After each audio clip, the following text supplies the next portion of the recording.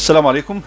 Good evening, ladies and gentlemen, respected guests. It's a great pleasure to have you all here tonight. I'm delighted to welcome you in tonight's lecture within the series of London lectures, that's how we call them, organized by the Al-Furqan Center for the Study of the Islamic Manuscripts at Al-Furqan.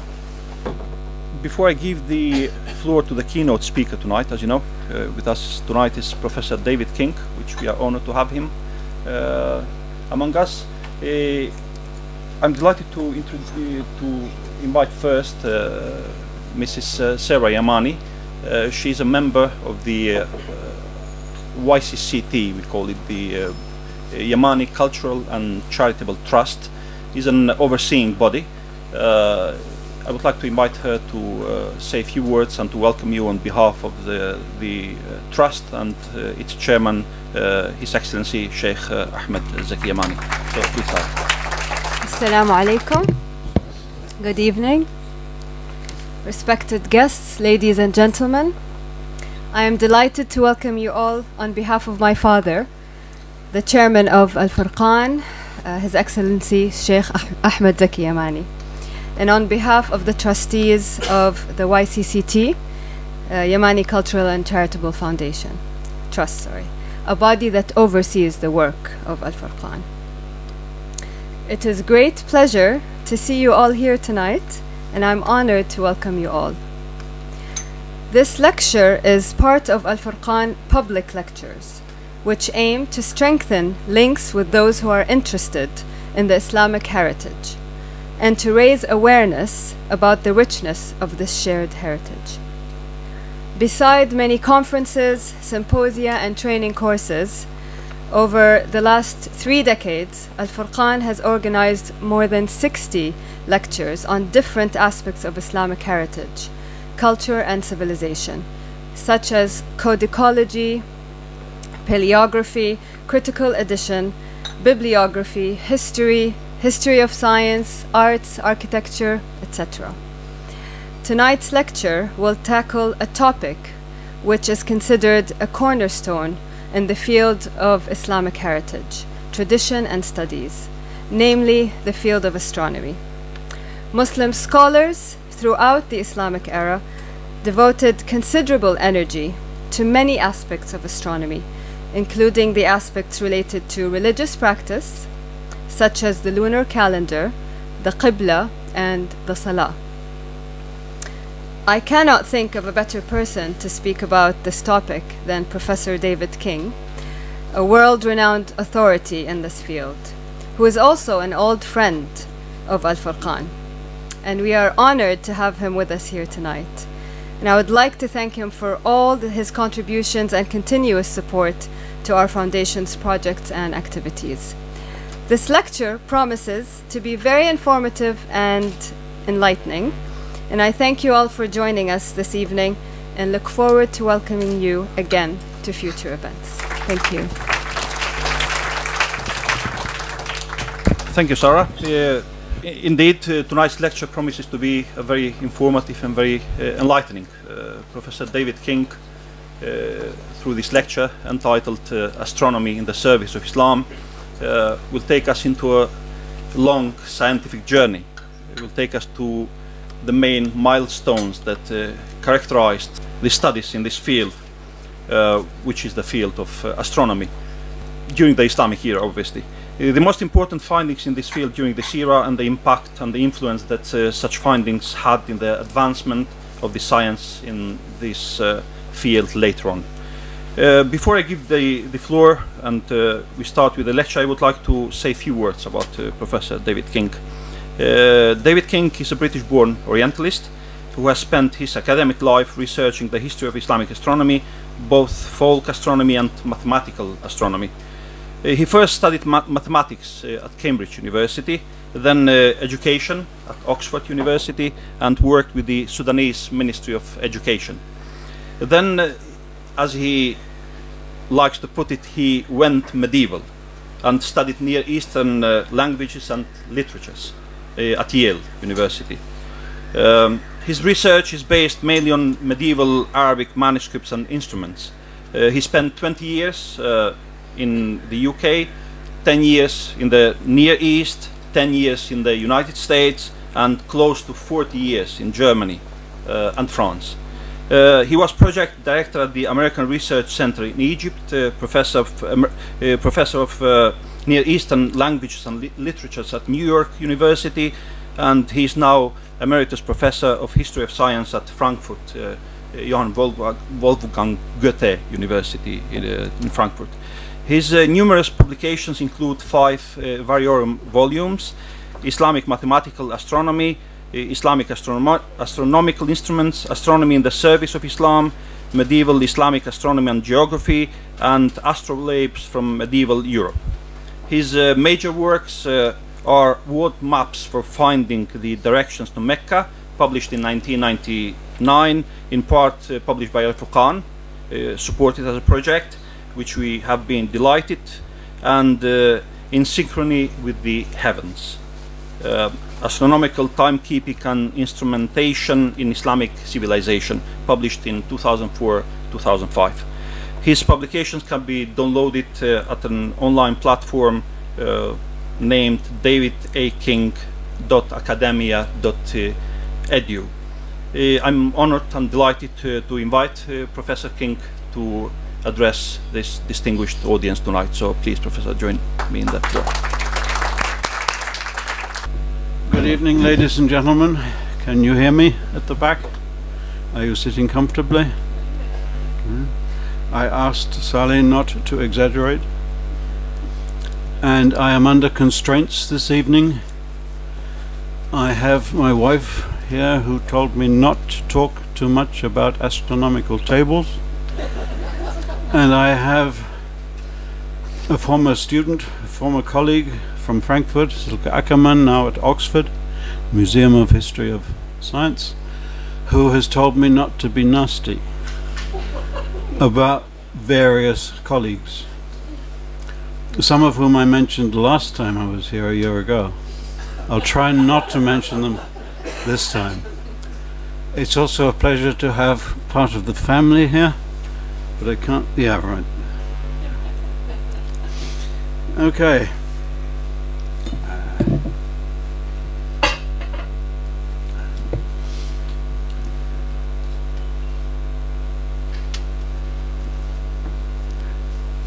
My story begins in Arabia, where even in pre-Islamic times the Arabs were concerned with a simple but comprehensive folk astronomy based on what one can actually see in the sky.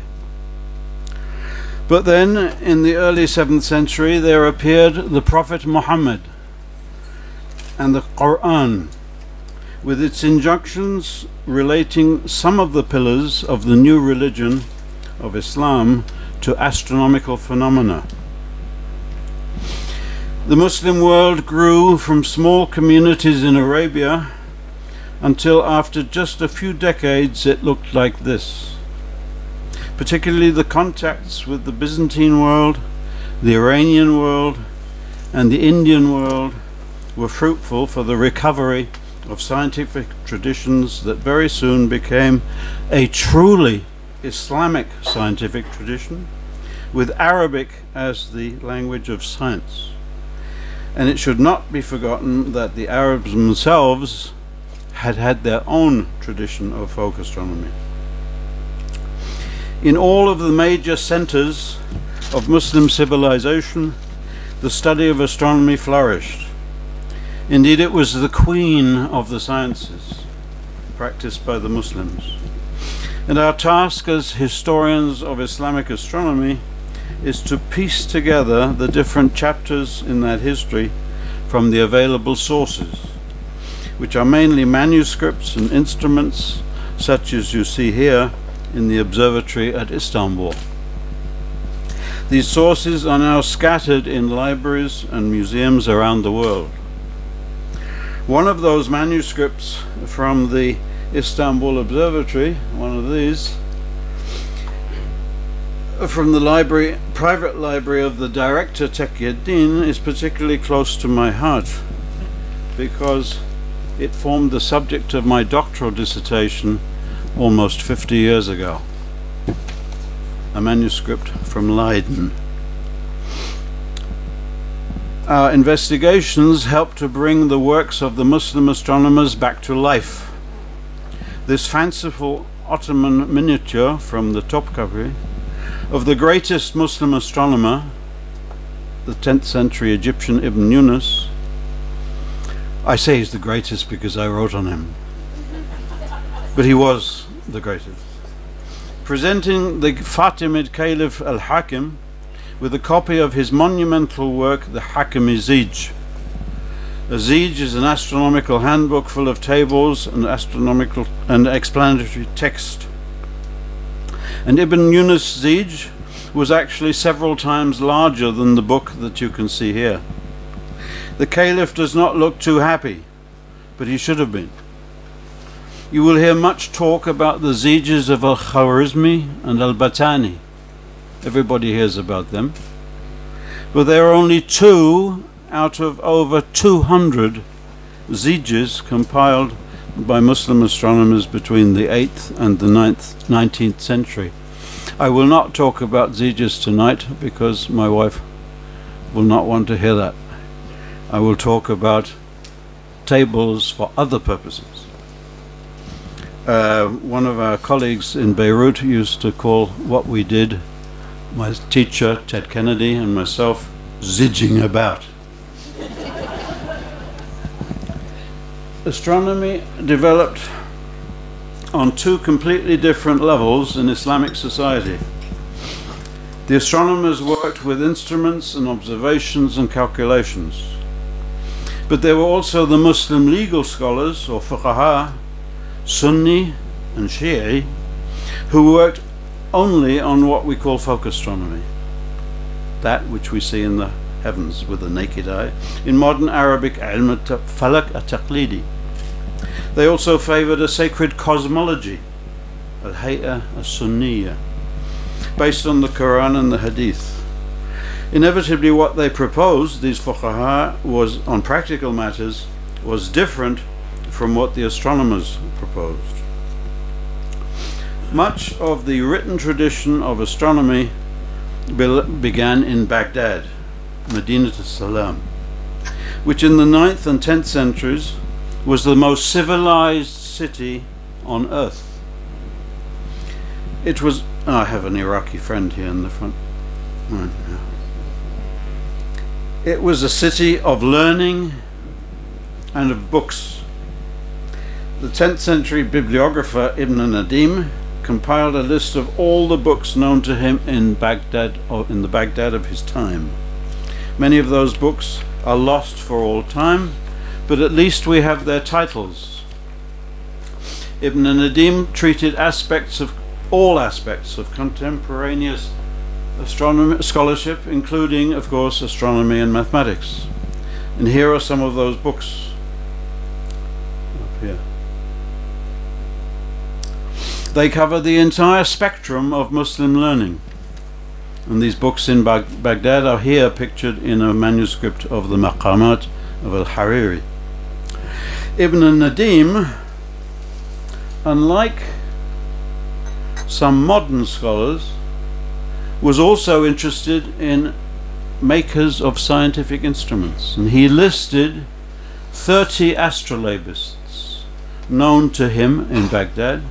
Unfortunately, some of their instruments have been preserved, and this one showed up in Sotheby's in London 10 years ago and was published immediately, and it was made in Medinat al-Salam. Talk more about this later. Of the vast corpus of Islamic manuscripts relating to science and focus science, we are going to concentrate on those dealing with 3 subjects: the organization of the lunar calendar and religious festivals, the determination of the sacred direction towards the Kaaba in Mecca, the Qibla, and the orientation of mosques, and the regulation of the 5 daily prayers whose times are astronomically defined. I call this small but very important chapter in the history of Islamic science, Astronomy in the Service of Islam. People don't like it. Historians of Western science are not interested to know what the Muslims did for themselves. It's curious. The Muslims are not interested either. You can write what you like about the traditions of what they did in the Middle Ages, but there's been no reaction whatsoever from the Muslim world on this. Some people don't like non-Muslims working on this material, but nobody else works on it, so I was happy to do this. We begin with the regulation of the lunar calendar. Here is a miniature of the astronomer Taqiyuddin observing a comet on the first night of Ramadan. You see the new moon, it's the first night of Ramadan in the year 1577. The legal scholars in general were happy to rely on witnesses who actually saw the crescent on the first day of the month of the civil calendar. In medieval times, this procedure worked better than it sometimes does nowadays. For the medieval astronomers, on the other hand, the determination of the possibility of sighting the lunar crescent was a complicated problem.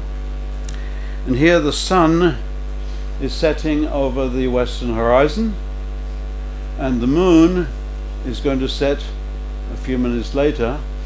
The question is whether the elongation between the sun and the moon is sufficient that the crescent be large enough that it be seen.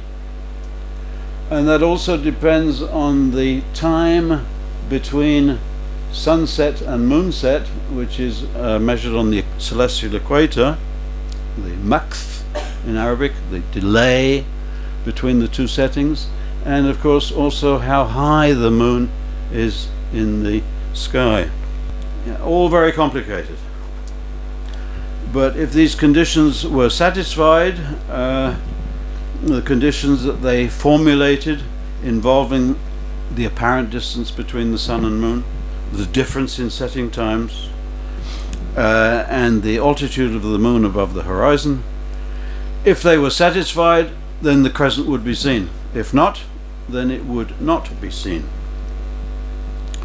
Here is the earliest known table for lunar crescent visibility. It was compiled by Al-Khwarizmi, who is famous because he wrote a book on algebra. So he's the greatest early Muslim mathematician. But that's not so. The book that he wrote on algebra was one of several that were available. Algebra was known to the Babylonians. And what is important about Khwarizmi is his astronomy, especially works that were discovered in the 80s and 90s in various libraries, including in Central Asia. This one tells you all you need to know about Ru'yat al-Hillah. Each month of the year, or each zodiacal sign, there is a number here, degrees and minutes. If the elongation of the sun and moon is that amount or more, the crescent will be seen. If it is less than that, it will not be seen. Now, these, by the way, are the numbers that you find in every astronomical table in the Arabic sources. The abjad, A, B, C, D numbers that were used before Islam by the Greeks and the Hebrews, and during the Islamic period, and later in medieval Europe. But today in modern Europe we have forgotten about 60 as a number, and about representing numbers by letters. I've mentioned another name of Khwarizmi to show that he didn't come from Central Asia. He came from Al-Qutrabul. You know where that is? Yeah, just outside Baghdad. And he was born there. Otherwise he wouldn't be called Al-Qutrabul. Many people say he came from Khwarizm.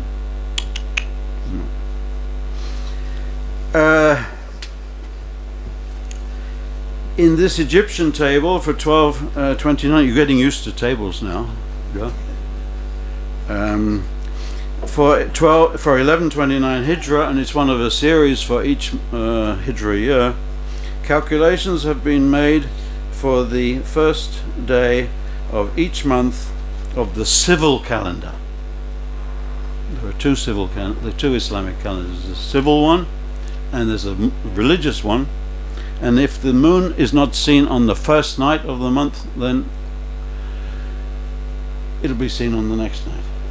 What you have here is for this particular year, 1229, you have for each Muslim month, you have the where are we?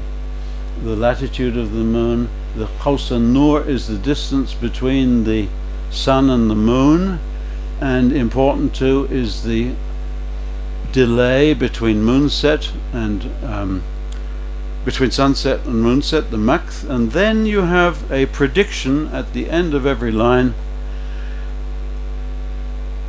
It will be seen ghaliban, right? Generally it will be seen, or la yura abadan, it will not be seen at all. So you have to wait till the next day to begin the month, the religious month. Or asir ru'ya, it will be difficult to see. And we have several years of this table to see how they did it in the late Muslim period.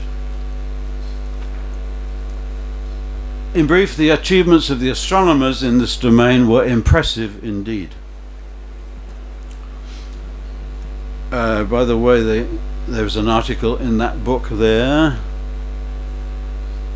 the Encyclopedia of Islam, Ra'at al-Hilal. All this is there, and some of the subjects treated here are already in the encyclopedia. Our second topic concerns the sacred direction or Qibla towards the sacred Kaaba in Mecca. And here we look first at what the astronomers did and then at what the fuqaha did, because that's the way I did it. I came to the Islamic methods of calculating the Qibla, and later when I realized there was a problem, I went to the legal sources and found something else. So the object of the exercise for the astronomers was to find for any locality X, to find the Qibla, the direction from the local meridian, north-south line, to Mecca. And to do that properly, you need to know your own latitude, the latitude of Mecca, and the longitude difference between them. Then you can also calculate the distance to Mecca using the same formulae, but here look at the formulae. These are not for softies.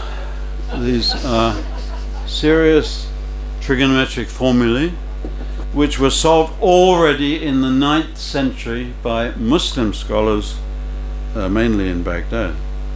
But there are many solutions and there are many variations, and there was enough of a problem to keep Muslim astronomers going for 1,000 years. It's not trivial. We have from Baghdad 825 a solution by solid geometry, which blows the mind, because this is only 200 years after the death of the Prophet, and they are dealing with solid geometry of which there was no previous tradition of this kind, and there is a modern interpretation of the same problem, and this is too complicated for normal people, and so Al-Khwarizmi, God bless him, he made a table of Qibla values in degrees and minutes for each degree of longitude difference from Mecca and each degree of latitude difference from Mecca, and that's the Qibla in degrees and minutes. Not bad for the 9th century.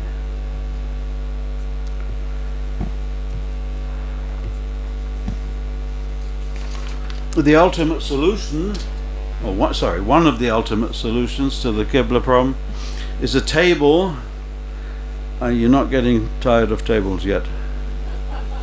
No. Table by the 14th century Damascus astronomer Shamsuddin al-Khalili, discovered 50 years ago in a Paris manuscript, and other manuscripts are available, particularly in Damascus and Cairo, Berlin. The table shows the Qibla in degrees and minutes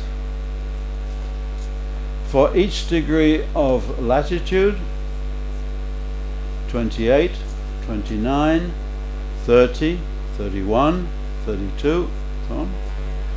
For each degree of longitude difference from the meridian of Mecca to the east and to the west. And so what are written here are actually longitudes to the east and to the west.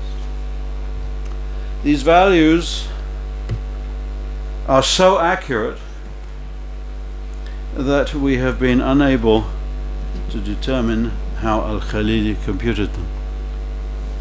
We had in Frankfurt a few years ago a man who is the expert on medieval tables, Glenn van Brummelen of Canada, and he spent a lot of time on Al-Khalili's tables without being able to crack them. The way you crack them is not by looking at the actual values. You don't look at those, you look at the errors and see how was it possible to reproduce these error patterns. And I couldn't do it, and he couldn't do it, and so it's still open. Another ultimate practical solution was the Geographical Table compiled in Kish near Samarkand in the mid-15th century. This gives the longitudes and latitudes, longitude and latitude, and Qibla, called here Inhiraf to the meridian, and also the distance to Mecca, for 250 localities from Al-Andalus to China, together with their Qibla directions and distances to Mecca. This table was discovered in an 18th century manuscript copied in Karbala, preserved down the road in the British Library. This kind of information was often engraved on later instruments. Astrolabe is actually early 10th, 11th century, where you have the Qibla for Isfahan shown on the back of an astrolabe made in Isfahan. And then these later Safavid Qibla indicators and an astrolabe in the British Museum, where the Qiblas and the directions to Mecca are all written out in words. Okay, that's quite a lot of reading. Now, we come now to the way the Qibla problem was solved by scholars who saw no need to actually calculate the Qibla. They knew very well that the rectangular base of the Kaaba is actually aligned in certain significant astronomical directions. Basically, you could say the four corners are in the cardinal directions, north, south, east, west, but that's not quite correct. The Kaaba is the Canopus was a south indicator for the pre-Islamic Arabs. South in the sense they knew where south was, but they also liked the direction of the rising of Canopus, the brightest star in the southern heavens, and lo and behold, that defines the major axis of the Kaaba, which is a rectangular base, not squares, some people think. It happens for the latitude of Mecca that these two directions, the major axis and the minor are perpendicular. Summer sunrise, winter sunset down here. And then also from Islamic, pre-Islamic meteorological folklore, also linked the four winds with the sides of the Kaaba. I like this one in particular. The east wind was called the Qabul. That's a very interesting fact. And this was discovered in the 80s, and what was discovered in medieval Arabic texts was confirmed by satellite images. Now, in these same legal texts or folk astronomical texts or basic geographical texts, we find schemes like this. Also encyclopedias, we find pictorial schemes linking the sectors of the world. This defines a sector with the sides of, with part of the perimeter of the Kaaba. We have 20 different schemes, and these are 12 sector schemes and 72 sector schemes.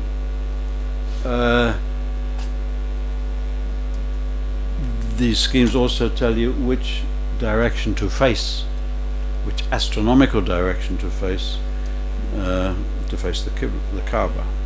See, the astronomers were saying you face Mecca, calculate the direction of Mecca. The legal scholars were saying, no, I'm not interested in the city of Mecca, we're interested in the Kaaba. This is what's said in the Quran. We want to face the side of a building that you cannot see. So where is this Kaaba? Well, it helps to know what the Kaaba actually looks like and represents. And that helps you when you're in Andalus or in China to choose the appropriate astronomical direction. Historians of Islamic architecture have wondered for a long time about the often curious orientations of medieval Islamic religious architecture. Some of them have wondered why some medieval mosques do not face the modern Qibla directions. These colleagues are beyond hope, because you cannot expect a medieval mosque to face Mecca in the way you would build a new mosque today. We are getting closer with other people who recognize that these mosques are not always in the Qibla that was calculated by the medieval astronomers. There were other considerations, such as mosques being built on the foundations of earlier religious architecture in Jerusalem, in Damascus, in Cordoba, for a start, but others were laid out in directions defined by astronomical horizon phenomenon. The sun goes up there in midwinter or goes up there in midsummer. This will do for the Qibla because the Kaaba is the way it is. That's what happened. These are three cities on which we have textual evidence, and which present some problems and need to be compared with existing mosques. The situation is so complicated that some modern writings on orientations are not to be believed. I'm going to be nasty again. Such as the book showing that the earliest mosques face Petra and not Mecca. as I said, not to be believed. This is all nonsense. These mosques all face Mecca. Every single one of them faces Mecca, whether they're facing south or east, or they were built to face the Qibla. And only rarely did this difference between the Qibla directions proposed by the legal scholars and those proposed by the scientists lead to conflict. Some legal scholars accepted for the Qibla either the actual direction of the Kaaba, there's the Kaaba, and here's the direction from the person who's standing looking at the Kaaba. You should face this direction. But it's also legally acceptable for you to stand there facing the Kaaba, but anywhere in between 90 degrees is acceptable according to this particular manuscript from Oxford. Rarely did it happen that a mosque had to be pulled down and rebuilt in a different direction. One very good example from Wasit in Iraq was aligned first towards winter sunset, and that was pulled down, and a new mosque was oriented in the direction computed by the astronomers in the 9th century. The third aspect of astronomy in the service of Islam relates to the times of the 5 daily prayers. These are defined by the position of the sun above or below the horizon. Everybody knows that Muslims pray 5 times a day. But how did they do this in the medieval period? And why are these prayers astronomically defined? Particularly the daylight prayers in terms of shadows. Here we can differentiate between simple procedures for all and highly sophisticated procedures in some of the principal scientific centers.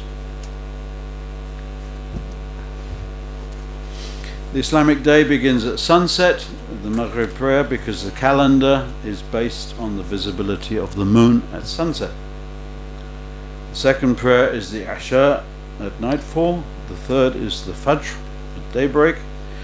The fourth is the Zuhr at midday, and the time of the fifth prayer, the Asr, is regulated by means of shadows. The shadow of a vertical gnomon, miqyas, is minimum at midday. There's the gnomon, and there's the minimum shadow at midday. The Asr begins when the increase in the length of the shadow is equal to the length of the gnomon, and ends in some circles when the shadow increase has become twice the length of the gnomon. In Maghribi and Andalusi practice, the Zuhr prayer begins when the shadow increases 1/4 the length of the gnomon. We may well ask why. The muezzin can use simple shadow observations by day. Here's a gnomon in the mosque of Janad in the Yemen, and here is a simple set of shadow lengths, midday shadows of a person for each month of the year to regulate the Zuhr and to start to regulate the Asr. I just hope that this gnomon is still there,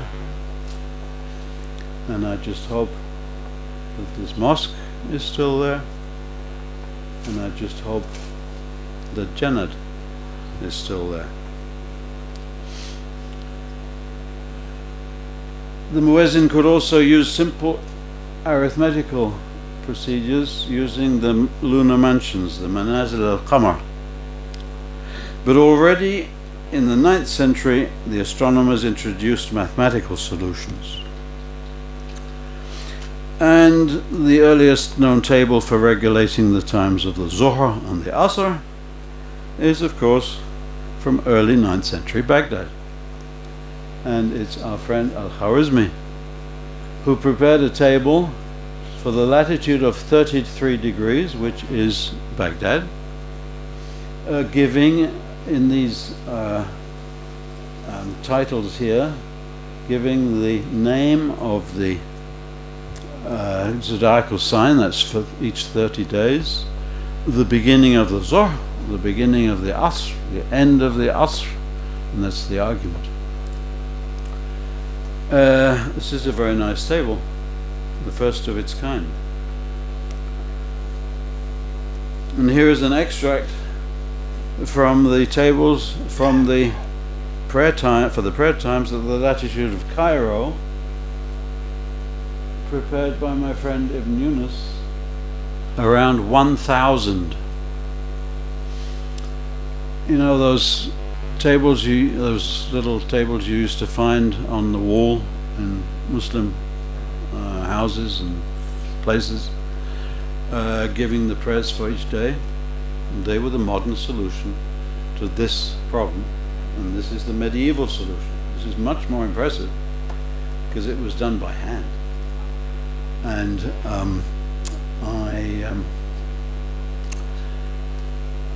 I rather like these tables. I hope you can stand one or two more tables. I have to ask my wife any more. Yeah. Try.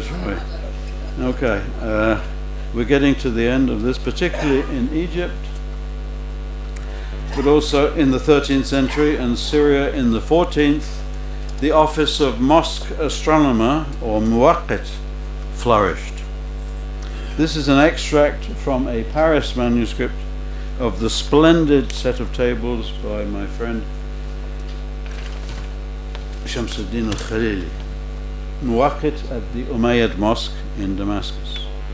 For each day of the year, each degree of Capricorn here, he tabulated all these functions. These are all complicated trigonometric functions. And what has he got here? He's got the operations of the times of day and night for the latitude of 33 degrees 30 minutes, yani Damascus. And he's got, for Capricorn, he's got the maximum altitude of the sun, half the length of daylight, the hours of daylight, the altitude of the sun at the Asr, the time of the Asr, and he's got the length of night and the duration of morning twilight here and evening twilight and more besides. All correctly computed to the nearest 4 minutes. Now, my wife is getting anxious, but we're almost there. Muslim astronomers were not only interested in the times of prayer.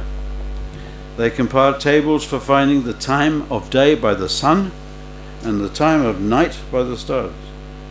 And here's an extract from a 10th century table, again preserved in Paris, for finding the time of day by the sun computed for the latitude of Baghdad, 10th century. You feed in the maximum altitude of the sun, and you feed in the instantaneous altitude of the sun, and you get the time. We have numerous tables of this kind for different cities throughout the Muslim world. Muslim astronomers contributed to astronomical timekeeping. I recently published a description of the tables used in medieval Jerusalem, published by Muslim Heritage, and I thought the time was ripe. As a gentle reminder that Jerusalem was a Muslim Arab city in the Middle Ages, up to the 20th century. A fact that some people seem to have forgotten. There are two people I wanted to dedicate this to. One cannot read and cannot think, and so will forget the Donald. And Netanyahu, I would like to dedicate it to him, but he'll be in prison and so it would be a waste. So I put it on Muslim Heritage, thanks to the boss. What have we got here? The tables date from the 14th century and contain 20,000 entries. That means it's a book like that. They're for finding the time from the altitude of the sun throughout the year and regulating the times of the 5 daily prayers. Before the discovery of these tables, it was not known that there was ever any serious astronomical activity in Jerusalem. Well, there was.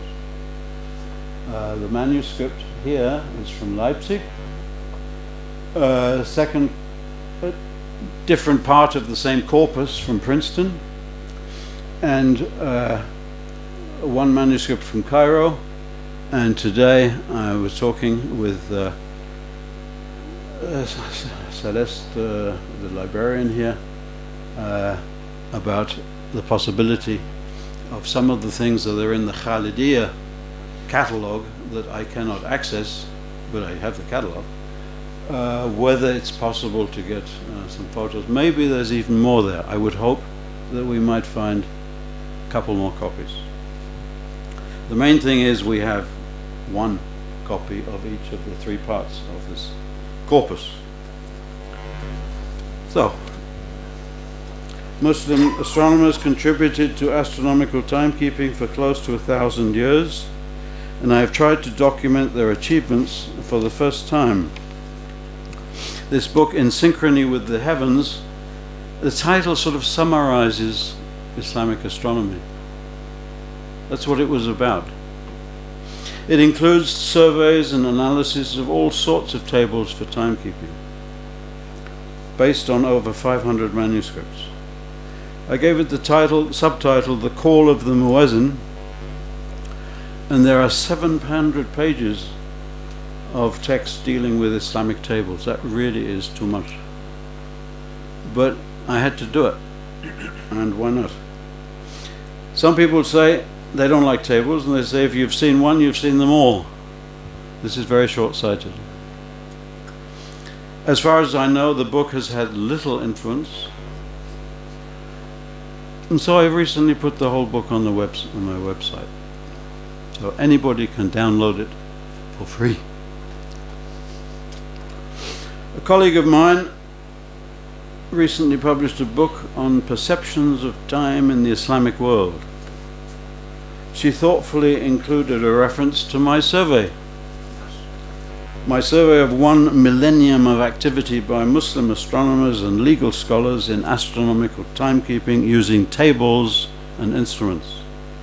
Her discussion was packed into 1/2 of 1 sentence.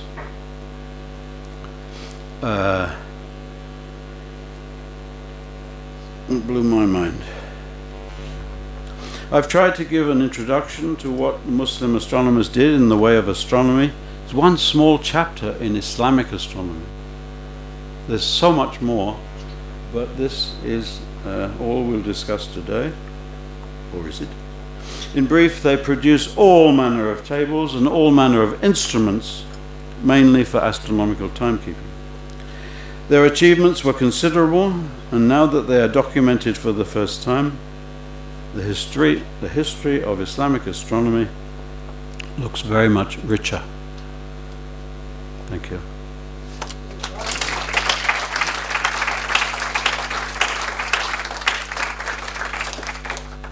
Now, as in the campaign against obesity, the British government is trying to forbid people like Tesco to offer 2 for the price of 1 because it makes you fat. I read that this morning. Now I can stop and go away, but it so happens that I never talk about transmission because there are so many people who talk about transmission of Islamic material to medieval Europe. And of course, most people love the Greeks more than anybody else, so Greek science in Islam into Europe, they love it. So if you will permit me, I could speak for another 20 minutes on the European Renaissance and see if there was any Muslim influence there. Am I allowed to do that? Yeah. So, yeah, the end is not really the end, and here is a new beginning. And until the 1970s, scholars tended to be interested only in Islamic scientific material that was transmitted to medieval Europe. Now, I too am interested in European astronomy in the medieval and Renaissance periods, and I should like to show you a couple of dozen examples from the European Renaissance. Side by side with instruments, earlier Islamic instruments of the same kind. I do this to annoy some colleagues. Okay? I do this to edify you. One of the conclusions you can draw is that maybe the Muslim contribution to astronomy is perhaps still a little underestimated.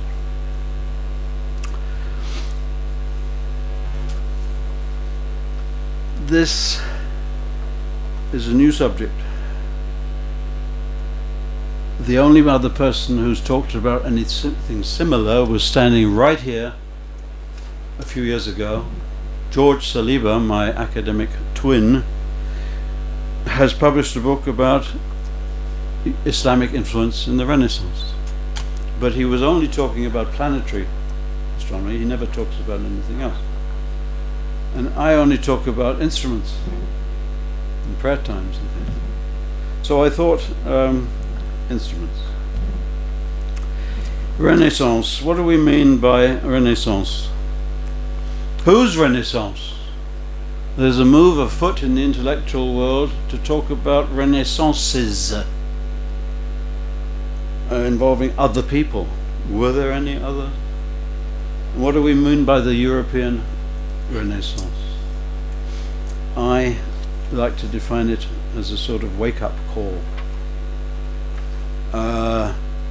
Europe woke up out of the Middle Ages and discovered that there was more.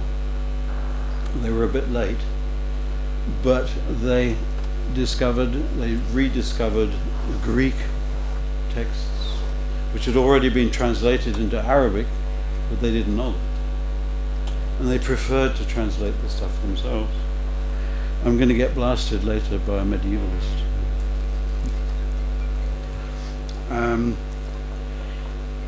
Did you know there was a Renaissance in Islamic civilization? 100 years ago, the Swiss historian of Islamic civilization, Adam Metz, published his famous book, The Renaissance of Islam, focusing on the 10th century. And then you have King publishing on the internet on the occasion of the invasion of Iraq by the Jahili forces,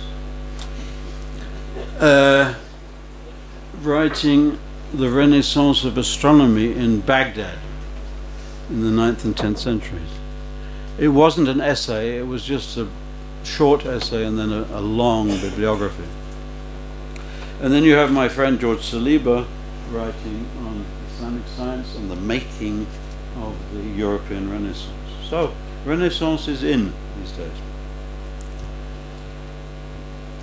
This picture was printed in Germany in 1533. This is the Renaissance taking place. And these astronomers, some of their instruments are Islamic in origin. They didn't know that. Others are purely They didn't always know that.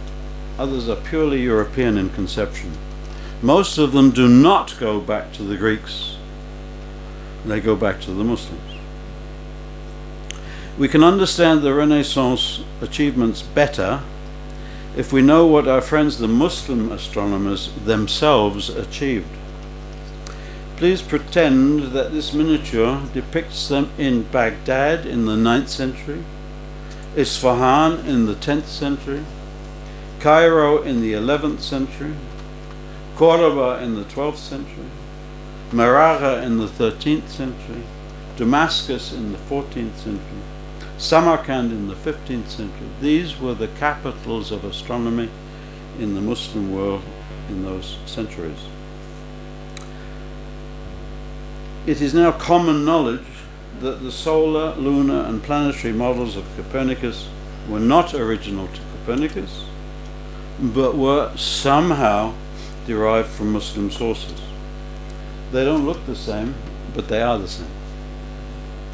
His models for the sun, moon and planets are mathematically identical with those of his predecessor 150 years, the 14th century Damascus astronomer Ibn Shatir.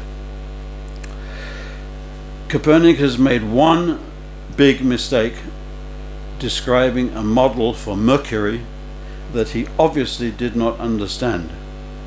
And the reason he didn't understand it is that it wasn't his model. That was a big breakthrough when that was discovered. Much has been written on this situation and its consequences, mostly by George Saliba. And I will not dwell on planetary theory either today. Of course, Copernicus's proposal of a heliocentric planetary system was of more lasting significance. And few people are aware today that there were Muslim astronomers who proposed heliocentricity before Copernicus, but their works were not printed, and that's the difference between the Middle Ages and the Renaissance. I shall deal with spherical astronomy, the study of the apparent daily rotation of the sky around the observer. The observer is in the middle, you can't see him, but everything goes around this way. The sun rises here, goes up there, and then around the other side. This is the meridian, the north-south line, north-south on the other side, at the horizon. And you've got the celestial pole around which everything revolves, and that measures the latitude of the locality. If you know that the sun goes up in the morning and sets in the evening, you know something about spherical astronomy. But nobody cares about spherical astronomy anymore. That could be the subject of another lecture. And I met an American in Istanbul 2 weeks ago who was crying that spherical astronomy had been dropped from German school textbooks at the beginning of the 20th century, and that now nobody knows anything about this simple situation.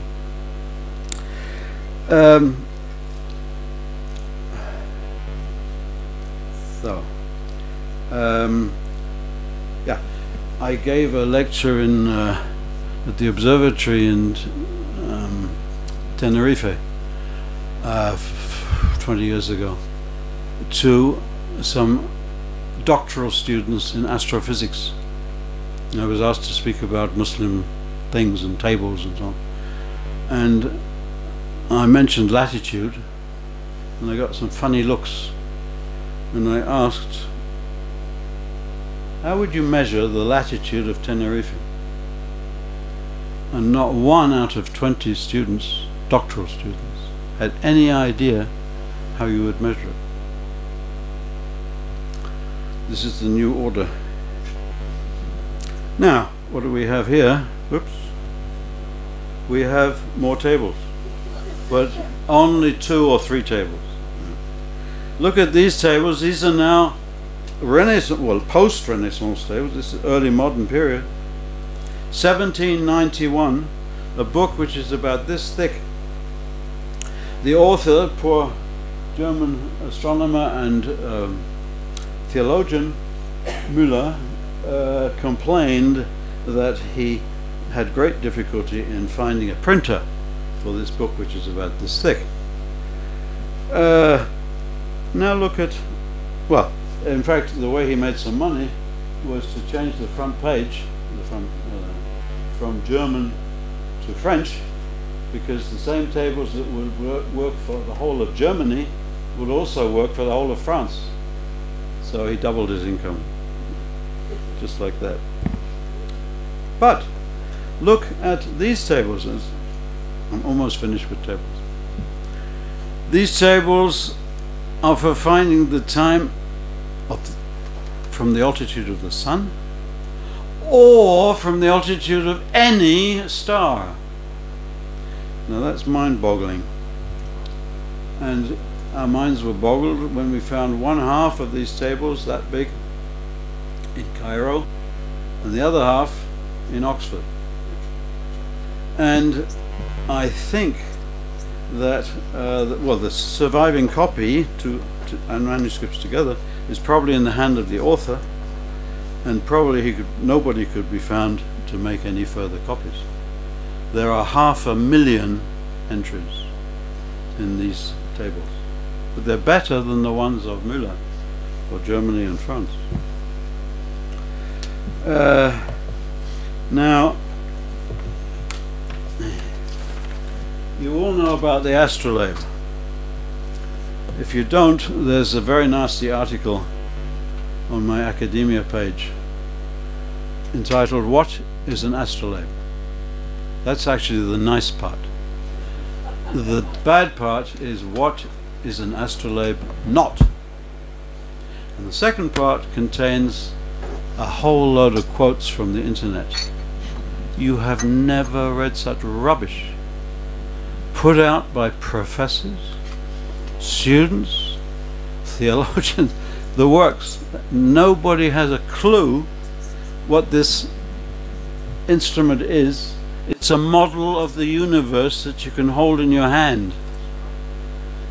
There's the universe, the stars and the sun are right there on this this grid here, and they rotate over a series of plates which serve individual latitudes. Now these latitudes here are very flat. Most astrolabes don't look like that, but this astrolabe was made in the Yemen by a sultan, and the latitudes are 13 degrees, Aden, Taiz, Sana'a, and they all fit inside a very nice little mother, it's called, and you can set the configuration of the sky to the configuration of your horizon and your meridian, just like that, in seconds, and then you have a model of the universe, and you can do an awful lot with it. I tried to make a survey of these all the various Islamic instruments in the second volume of this book, In Synchrony with the Heavens, and since it was published in 2005, I gave it a silly title, Instruments of Mass Calculation. But we were dealing with others who were lying about instruments of mass destruction. And yeah, look at this French astrolabe. It's got two little dogs on the top. And look at this here. There's two pussycats. This is France, 1350. This is Baghdad, 985. There's some influence here. These are not the best examples I could have chosen, but we have nice pictures, and so we can say that, for example, these here are developed from the mihrabs which are common on Andalusi astrolabes from the 10th and 11th century. And we can say that these birds here are inspired by a tradition of zoomorphic star pointers that we find already in Baghdad. And there's a little circle here, and that circle is related to that quatrefoil on this Iraqi astrolabe. It's actually a Byzantine symbol, but it appears on early Islamic astrolabes. Not many, but some. And I find this rather impressive. For the art historians here, these cats, wild cats, big cats, are probably, I think, Sasanian in inspiration. You don't have to stand up. And this quatrefoil is Byzantine. Surely the early Muslims liked a quatrefoil. They put it, for example, on the walls of the palace of Mushatta. And then we have here smiley. Yeah. And Professor Al-Hassani, who is the author of 1001 Inventions, missed out this one. I think you should put him in. Okay. This is the first smiley. This is actually a representation of a lunar mansion, a beloved lunar mansion that was right here in between these two stars. And this is a very unusual early Islamic representation. It would be more reasonable to find a mihrab here, but they appear only on the Andalusian astrolabes. And anybody who doesn't believe me that this feature went into the Italian Renaissance, then there you have it, in exactly the same position, exactly the same function, namely decorative. Nothing religious, just decorative. Now, 30 odd miles west of here in Reading, there was a man called, what was his name? I should have written it down. I've forgotten. Blagrave, John Blagrave, who devised an instrument called the mathematical jewel. It's a universal astrolabe with this star map here and this construction of astrolabic curves. You can solve all the problems with an astrolabe that you can do with an astrolabe with one plate rather than a series of them. What Blagrave surely didn't know was that this was first devised in the 12th, 13th century in Al-Andalus, but at the same time there was a man, and I'm sorry I left out his name, Ibn Sarraj, who made this universal astrolabe, which is the most sophisticated astrolabe that was ever made anywhere. Not least because it is universal. You can see it has the same basic shape there, but it's got 12 plates inside that are devised in such a way that they can be used with the star map in 5 different ways for any latitude. There's owner's marks on the rim of this showing that it went to Cairo in the 14th century still already, and some astronomers said, I own this, I own this, I own this. And one of the astronomers, a man called Abdulaziz al-Wafa'i, he said Ibn Siraj made this very nice astrolabe, but he didn't write a treatise on how to use it. And so he wrote a treatise. He was a very competent astronomer, and he understood every single aspect of this astrolabe. And I'm afraid we haven't published it yet, but with my colleague François Charette, formerly of Frankfurt, we hope to publish this astrolabe and the texts. One from Cairo, which I found first, which only talks about the front and the back. And then I went to Oxford one day, and I found in the drawer of photos, I found pictures of 12 plates, and the instrument doesn't need any plates. So what's going on here? And the answer is it was made to boggle the mind. It was not very practical, but on it. Now, you get serious astronomical developments here. Regiomontanus was the greatest astronomer in Europe in the middle of the 15th century, and I got blasted by about that by a French colleague who thought that Paris was still the center of astronomy in Europe, and it was Paris at the beginning of the century and Vienna in the middle, but don't forget Samarkand.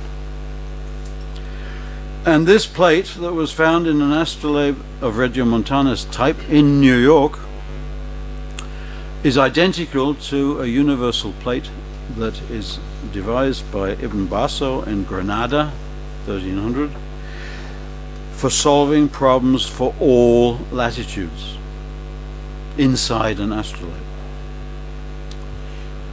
And then astrolabes with lunar solar gear mechanisms.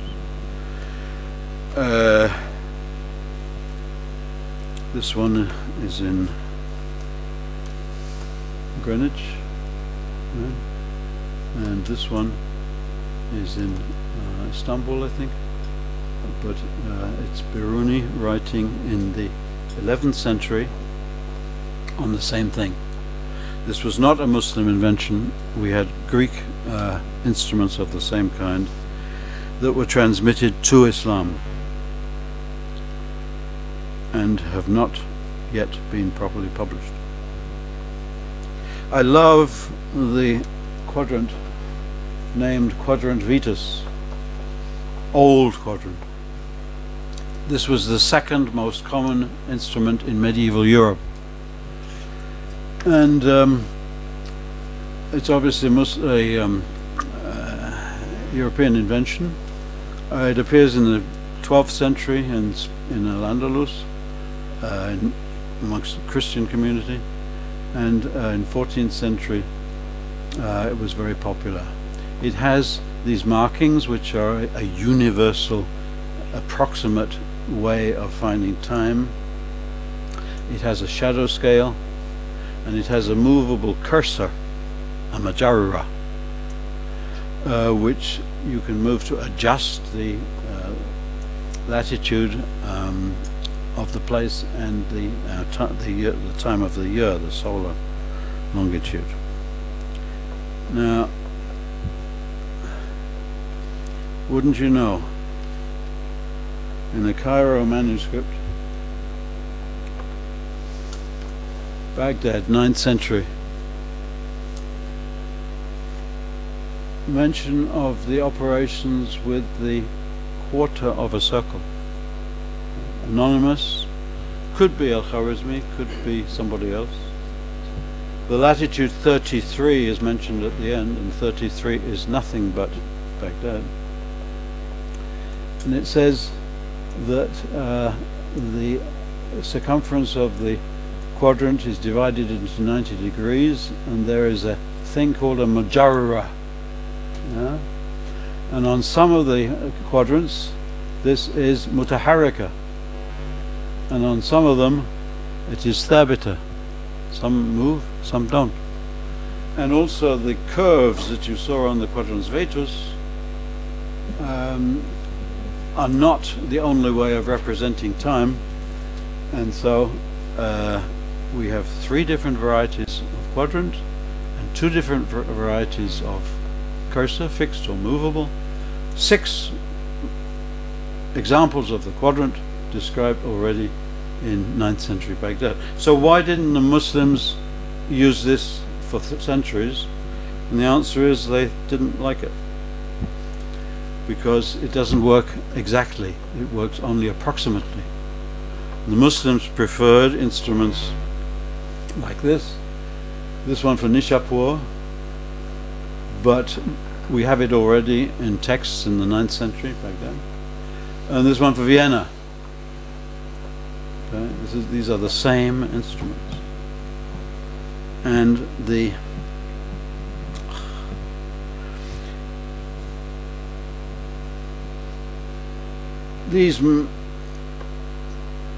this is the quadrans Vetus. This is all you need. You don't need the stupid cursor on the outside. It's not necessary. This is all you need, and that's all you find on these 10th century Baghdad astrolabes. And then these are the orrery quadrant for latitude 33, and these are trigonometric grids of 2 different types, and all these shadow scales that you find on every astrolabe for the rest of a millennium. Another thing which Professor Al-Hassani has not put in his book is the fact that the Muslim astronomers had graph paper in the 10th century. And this is not a 10th century example, but I have one. There is a Zija Safaya preserved in Berlin, a Zij, which is a Zij with plates, and that is an instrument, an astrolabe with plates inside which give astronomical Zij information about the planets. And on some of the plates there are these markings. This is 10th century. So, graph paper, please add it to your list. I found this one about a week ago. I couldn't believe, well, this one was Sotheby's 10 years ago. An instrument with a representation of serious trigonometric functions by the leading instrument maker of Baghdad, with a solar scale around the outside and calendrical scales, and these a set of 6 curves which are neither circular nor are they based on conic sections, so they're above that. And how did they do it? Well, we didn't know how Nastalos did it, because normally you would make a table of the function for every 10 degrees, then you'd mark for every 10 degrees on the instrument a dot, and then you connect the dots. But Nastalos didn't do that, because if you look more closely, there are no dots. I do not know how Nastalos did this. And nor does Glenn van Brummelen, who is the expert on statistics related to medieval astronomy. He drew these curves with a computer. The red ones and the green ones. The red is the accurate formula, and the green is the approximate formula that was common. And we couldn't figure out which one was used. Nor could we figure out how they did the curves.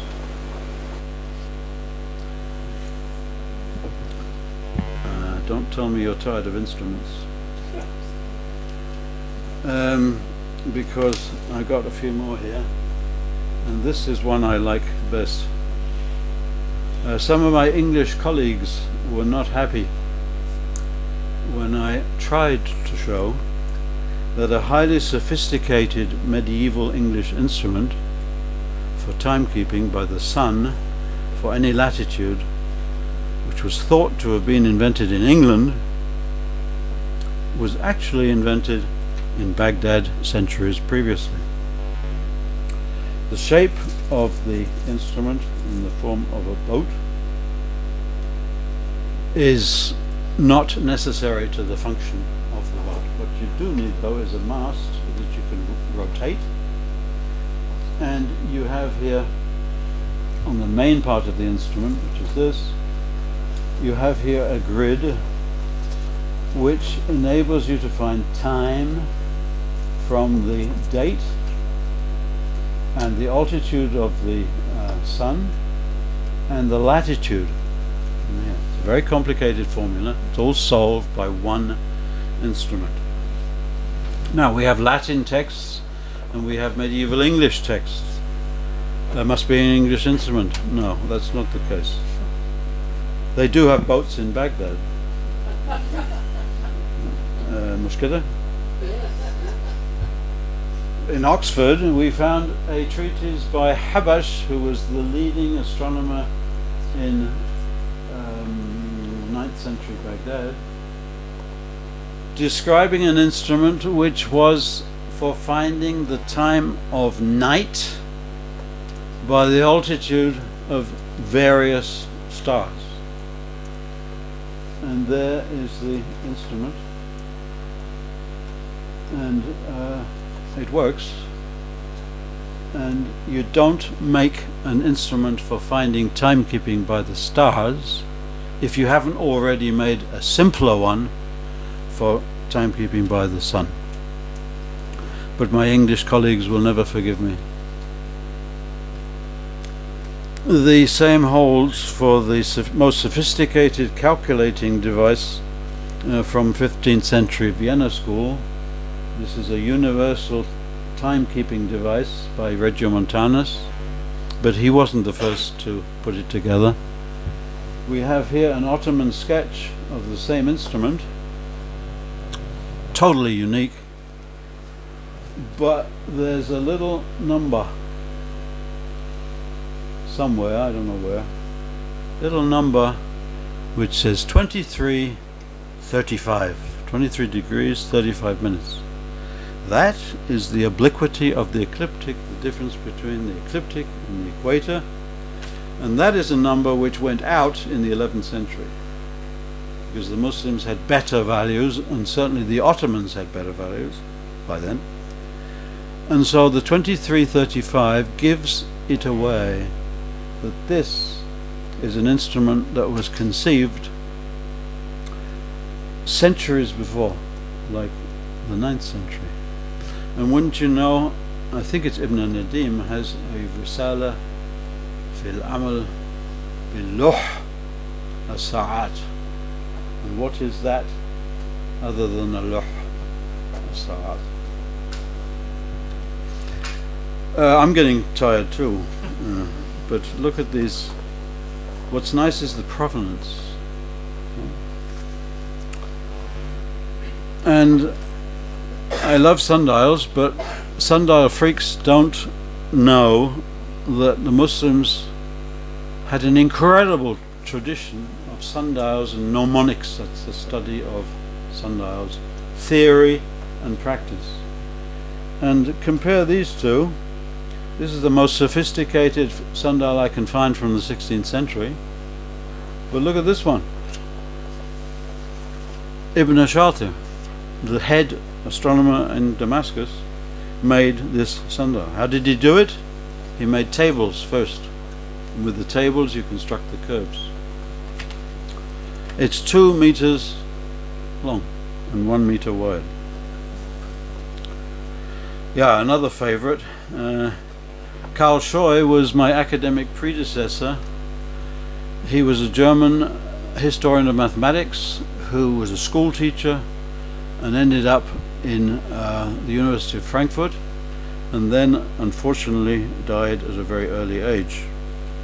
My first work was dedicated to Karl Scheu because he was concerned with the Qibla and the mathematical solutions, and he was so enamored of the subject he made a map, which he published in a Geographical Journal. And he said this is what it would look like if you had a map with Mecca at the center, and you could measure the distance and the direction to Mecca from any place on earth. See? Well, good. The year was 1989. This popped up at Sotheby's, and again blew my mind, because all I knew was that Shoei had done this before.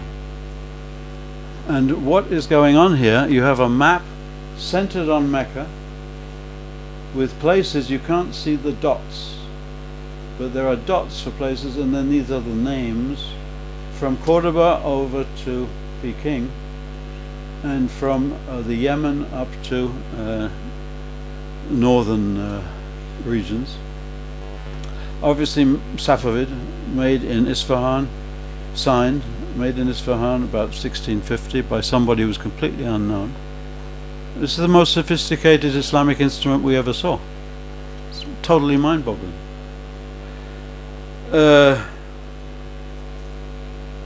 And that was, of course, my first, no, it wasn't my first contact with Al-Furqan, but you kindly said you would help change this from a book which would cost £500 to a book that would cost 50.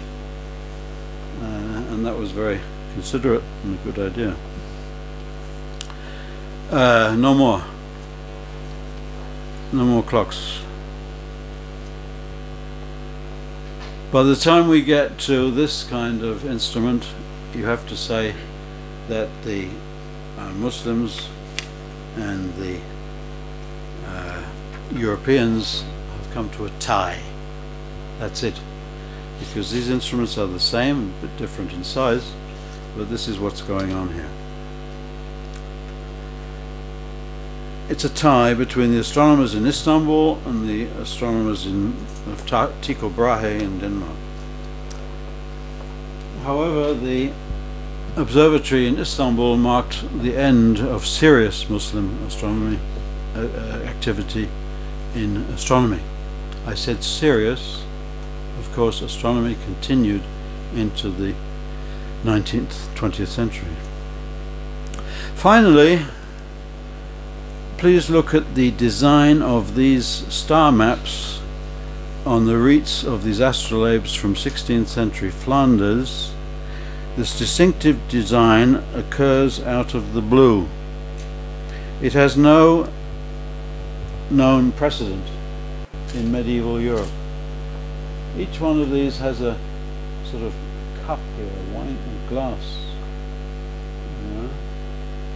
And why do you have this all of a sudden? Where does it come from?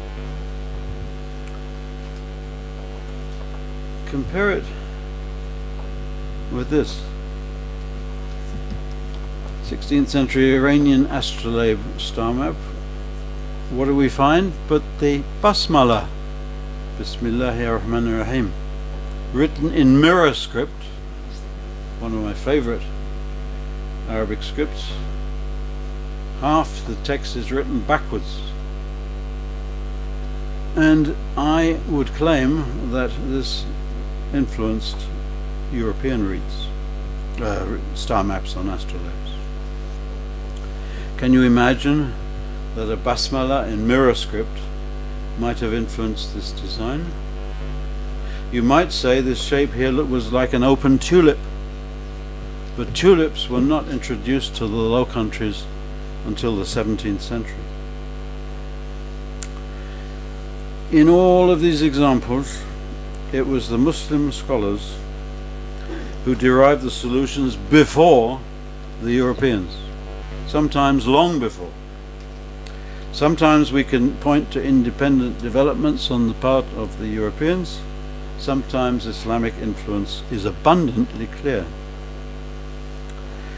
Europeans started borrowing astronomical knowledge from the Muslims, texts, instruments, techniques from the 10th century onwards in Al-Andalus. Historians of medieval astronomy have for decades been publishing medieval Latin texts based on Arabic originals. It is well known that medieval European astronomy was heavily influenced by Islamic astronomy. Today you have seen how many Renaissance instruments were borrowed from or inspired by Islamic originals. In any case, we should have a healthy respect for the Muslim astronomers, for they were the leading scholars in their field from the 8th century to the 15th century, and their influence was far greater than most people realize. Thank you.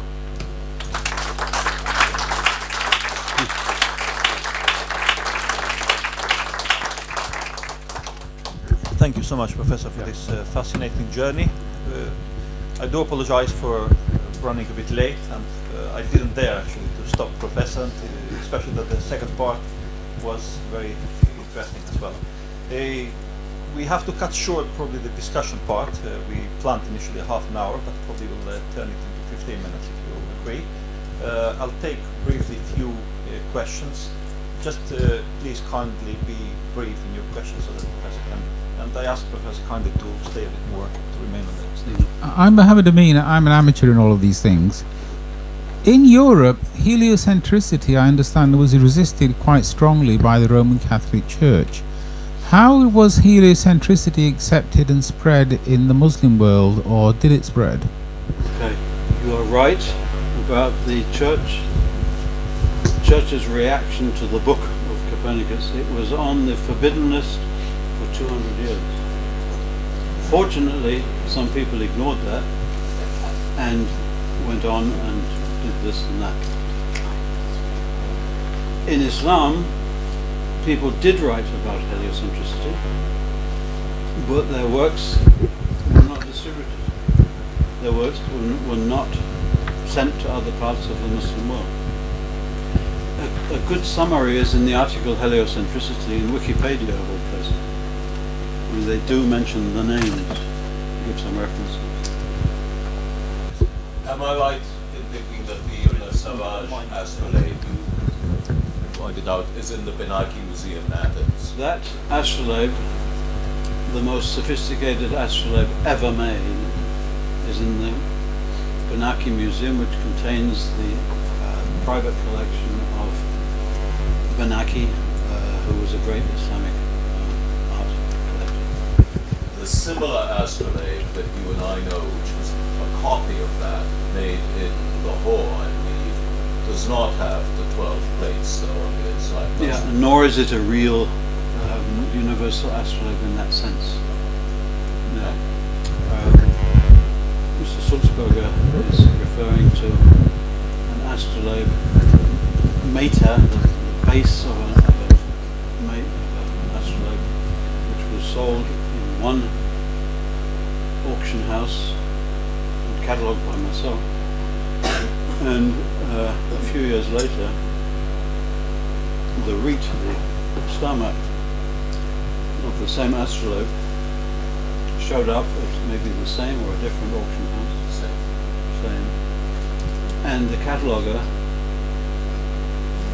overlooked the fact that he had already catalogued the other half. Nobody's perfect. But somebody very astute noticed the two parts belong together. Our colleague, Tariq, please. Professor King, thank you very much for that enlightening talk.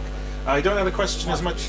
Oh, sorry. I don't have a question as much as a minor point that I'd like you to consider, which is very, very early on in the talk. You bifurcated between folk astronomy and real astronomy, and although that assessment is probably accurate by and large, I think it's noteworthy to mention a few exceptions that we do have in our history, in Islamic history, scholars who transition between law and astronomy. And the person I have in mind when I'm saying that is none other than the heavyweight Maliki jurist Ahmed ibn Idris al-Qarafi. Anyone familiar with the field would know that name. Yeah. And he's got a monograph on this. But also the interesting thing is in some of his works, he stipulates that it's an obligation upon jurists who discuss these issues, because these are perennial issues among Muslims. When does fasting begin? When does it end? When does Ramadan begin? When does it end? He stipulates that it's an obligation upon those jurists to acquaint themselves, to learn this science. So I just thought it'd be nice to mention that there are exceptions, few as they may be, but they do exist. Thank you. You are absolutely right. You used the wrong word though. You said folk astronomy and real astronomy. Yeah. No. Folk astronomy and mathematical astronomy. Folk astronomy means shadows on Earth. It means horizon phenomena, risings and settings. It's very much concerned with the anwa, which are so complicated I'm not going to talk about them. But my point is that it was a complex system. I use the word comprehensive. It was comprehensive. And thank heavens, we have Ibn Qutayba, who wrote a book on Kitab al-Anwa, and that's all pre-Islamic Arab astronomy and meteorology. The two go together. That's why the winds hit the side of the Kaaba. It's not just the stars, it's the winds. Now, to your point, Al-Qarafi, yes, I wrote an article which I should single out for you, on people who were interested both folk astronomy and mathematical astronomy. And the place where that happened was the Yemen. Yemeni astronomy is a fabulous story, and fortunately we have 100 Yemeni astronomical manuscripts, and many of them overlap folk astronomy and mathematical astronomy. I had a doctoral student who went through 3 big folk astronomy texts by lawyers, fuqaha, and extracted all the information on the Qibla and the prayer times, 2 volumes, dissertation in Frankfurt, now published by Brill. Petra Schmiedel is her name, I'll give you details. Most historians of science are not interested or don't know anything about folk astronomy.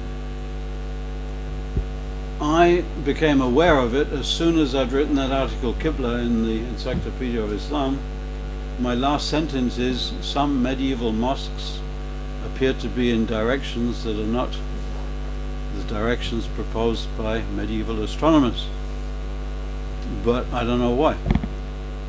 And then in the article Mecca as Center of the World, I presented the evidence from folk astronomical texts and encyclopedias why this was so.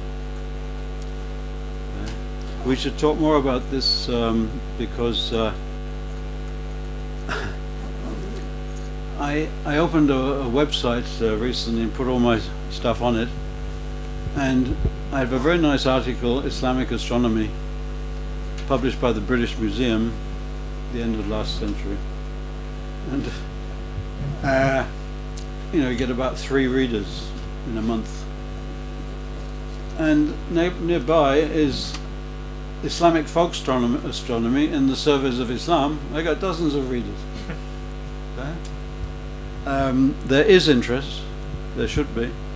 Somebody should translate Ibn Qutayba, and somebody should translate all of the other stuff. Now, this one that I showed, this legal text, is not by Kharafi, it's by a guy called Ad-Dimyati, same period, very early, very, very intelligent. He's saying this because there are problems, people don't know which direction to pray in, and he says this is the rule. And this Ayn al-Kaaba and Jihat al-Kaaba is very sensible stuff. Yeah. Thank you for the question. I would like to close by this. Please do join me in thanking Professor David King for being with us tonight and for such an interesting, informative, and inspiring lecture. Thank you so much. It's been a great pleasure. And thanks also to you for being with us tonight, and we very much look forward to see you in our future events. So if you don't mind, anyone who hasn't been registered before, do leave your email or any contact details so that we could keep you updated for future events. Thank you so much. Have a good day. My last words to you. أي خدمة. Have a nice evening and see you next time, inshallah. Thank you so much.